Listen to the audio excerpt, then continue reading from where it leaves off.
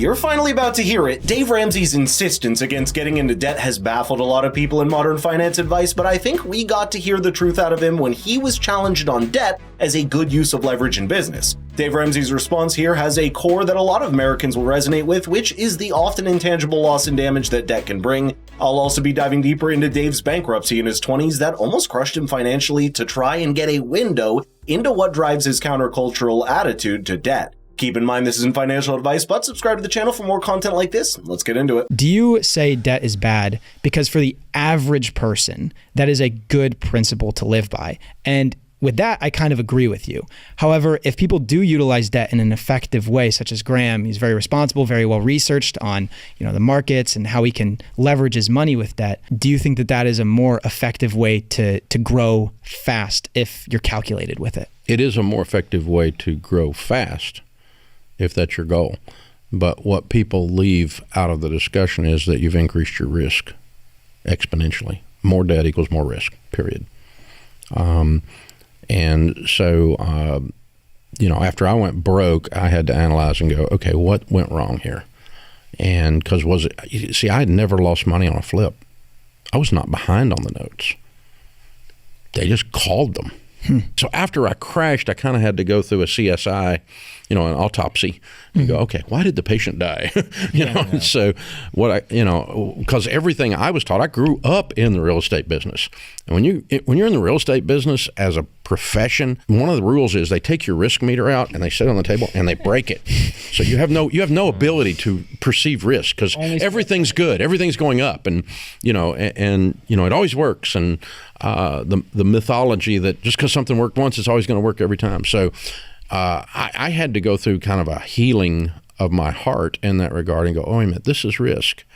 Wait a minute, OPM, other people's money. Yeah, it's kind of got that get-rich-quick slimy vibe to it, and all that. For someone like Dave Ramsey, I think his attitude to debt comes from a perfect storm around debt and leveraging real estate in the 1980s. In what is now called the savings and loan crisis of the 1980s, it was the biggest complex web of financial trouble in the U.S. since the Great Depression, almost sounding familiar with what started the 2008 financial crash. Simply put, home ownership rates in the U.S. were low because a lot of low-income households did not qualify for a traditional mortgage. This gave rise to what are called thrift institutions that took in deposits and lent them as a makeshift home mortgage, but with other protections in place for a traditional bank mortgage after the Competitive Equality Banks Act of 1987 passed as a response to the massive crisis of bad debt created by these less regulated thrift institutions. We see exactly what Dave Ramsey means when talking about stress testing the idea of debt. Dave has accumulated the real estate portfolio of over $4 million, but could not pay back $1.2 million of debt after the thrift institutions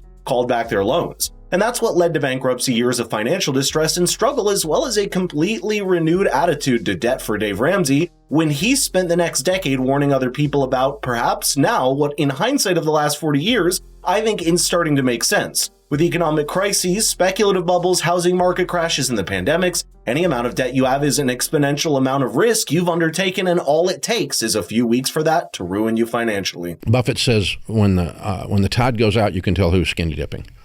So when you stress test with an economic problem of some kind, outside variable or inside variable, inside your organization or your life, inside your portfolio, or the economy, like a quarantine type thing comes up, or inflation or recession, and you stress test your theories, you can tell who's skinny dipping when the tide goes out, and if your theories don't last. And so the only one I've ever found, and this comes back to my faith journeys where it started, the borrower slave to the lender, I can find nowhere in Scripture that debt was used to bless people. And so then I got to think, okay, do I believe that, or do I believe my academic training? I've got a degree in finance, and I know how to run an IRR, and I know what the IRR looks like with debt and without debt. And it's not nearly as good unless you're leveraged, but you can run an IRR through the roof with leverage. Guess what's left out of the IRR calculation? There's no math inserted for risk. The IRR is agnostic to risk. It doesn't recognize it. And so while you see this great rate of return, there's zero risk showing up in there. The chance that you lose the thing, or the chance that the stress brings on your life, or what it does to your marriage, or what it does to your body, to carry around the weight of that.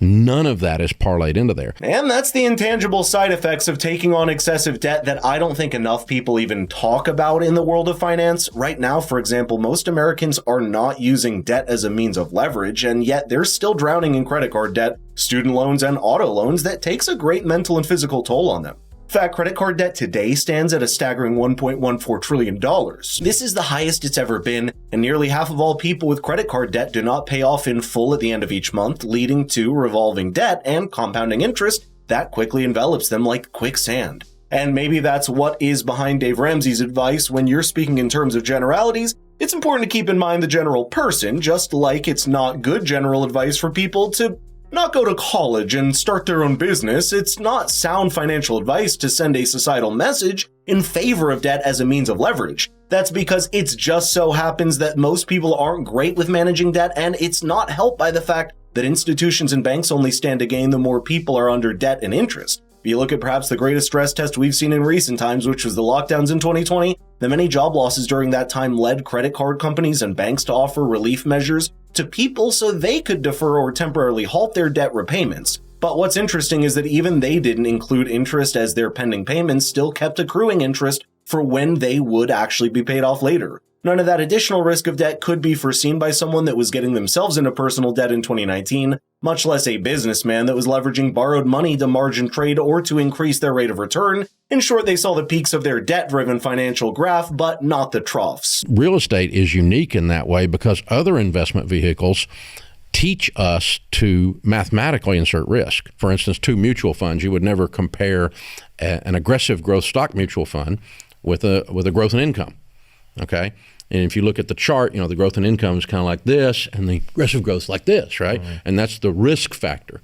And the highs and lows on that, y'all probably know this is called, for our audience at home, the rapid change is measured by a thing called a beta. And a beta is a statistical measure of risk. It's a math number. And so a beta of 1.0, for those at home, means that particular mutual fund is exactly what the stock market is. It's S&P 500. It's doing what the stock market's doing. A beta of 2.0, it means it's twice as risky. So this is an aggressive growth, emerging market type stock fund portfolio. And so it's twice as risky as the market. So the way you would adjust for risk between a beta of a 0.8, which might be like a growth in income, versus a beta of 2.0, is you insert the beta in an inverse in the math formula and you adjust for risk. So you can compare these two apples to apples, even though after risk. A post-risk analysis.